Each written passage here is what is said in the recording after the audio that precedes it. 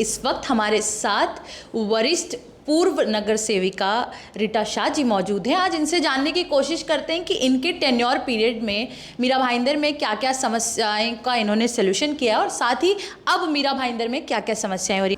सबसे पहले तो मैं आपका सिटी न्यूज़ का हार्दिक धन्यवाद अदा करती हूँ और आपके सारे दर्शकों का भी हार्दिक अभिनंदन करती हूँ कि आपने मुझे मौका दिया कि मीरा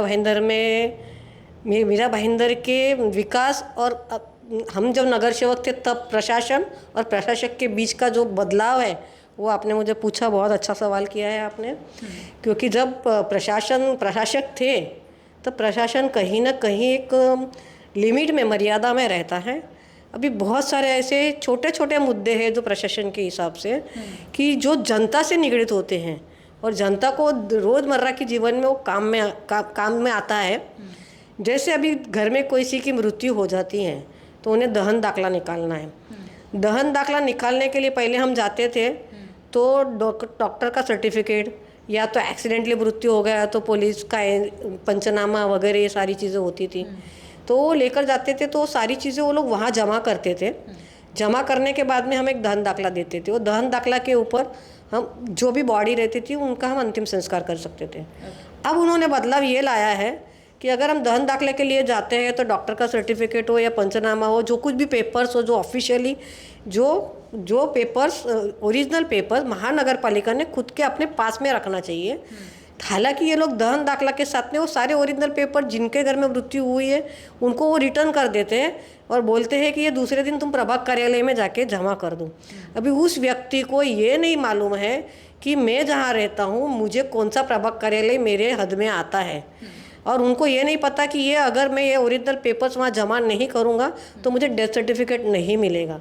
तो ये सारी नॉलेजेबल बातें, ये जो चीज़ें हैं वो जनता तक पहुंचनी चाहिए। जनता को बिना बताए कोई रूल चेंज करना और लोगों के हाथ में दे देना एक बहुत गलत बात है, क्योंकि डेथ सर्टिफिकेट और दहन दाखला ये बहुत इम्पोर्टेंट चीज़ है। क्योंकि दहन दाखला के ऊपर ही हमें, और हमने जो सर्टिफिकेट डॉक्टर्स के जो जोड़े हैं उसके ऊपर ही हमें डेथ सर्टिफिकेट मिलता है। अगर वो हमने समझो कि किसी से गुम हो गया तो उसको डेथ सर्टिफिकेट नहीं मिलेगा। तो मेरा ऐसा मानना है कि जो ओरिजिनल पेपर्स होते हैं मृत्यु के बाद के, वो महानगर पालिका प्रशासन ने अपने पास में ही रखना चाहिए। उसका प्रभाग वाइज बाय परफेक्ट कैसा करना, कहाँ रखना, कैसे रखना, वो उनका ही काम है। वो जनता के हाथ में या तो आने वाले व्यक्ति के हाथ में नहीं देना चाहिए, जो मेरा अनुभव मुझे बोलता है। मैम, अभी मनपा का चुनाव नज़दीक है और अभी सारे इच्छुक एक्स नगर सेवक, अभी जो आने वाले नगर सेवक, जो कैंडिडेट सब आने वाले, तो मैम अभी आप एज अ एक्स नगर सेवक आप मीरा भाईंदर को अब नए तरीके से किस विजन में देखते हैं और क्या क्या बदलाव आप देखते हैं अपने हिसाब से? देखिए, मनपा का चुनाव तो अभी कहते हैं 3-4 महीने में लगने ही वाला है।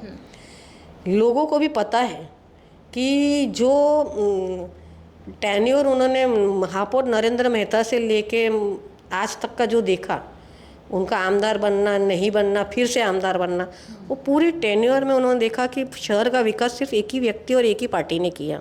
जैसे अभी ये शहर में मेट्रो है, कंक्रीट रोड बने, सूर्या डैम का जो योजना है वो भी नरेंद्र मेहता जी जब आमदार थे तब शुरू हुई थी।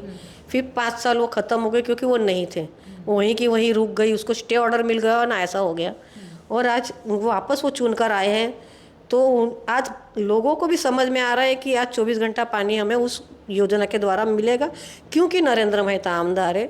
आज कोस्टल रोड का सपना उन्होंने दिखाया है। आज जो जेटली, जो मतलब एक पूरी की पूरी गाड़ी हम लेकर नायगांव तक जाते हैं, वो भी उनका सपना था, वो भी उनकी ही डिज़ाइन थी, और वो आज चालू हो चुका है हमारे मीरा भाईंदर शहर के अंदर।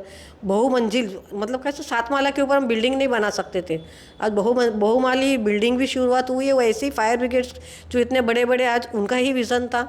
आने वाले वक्त में वो यहाँ मेडिकल कॉलेज हो या अच्छी स्कूल्स का निर्माण, वो उनका एक सपना है, वो जो लाने वाले हैं इस शहर के लिए।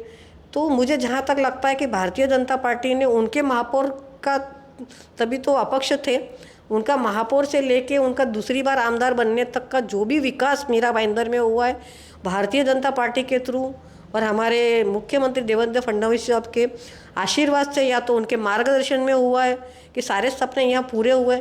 तो बट नेचुरल यहाँ जो भी कुछ होगा वो भारतीय जनता पार्टी के ही नगर सेवक यहाँ चुन के आएंगे, मुझे ऐसा लगता है। Thank you so much ma'am हमसे बात करने के लिए, थैंक यू।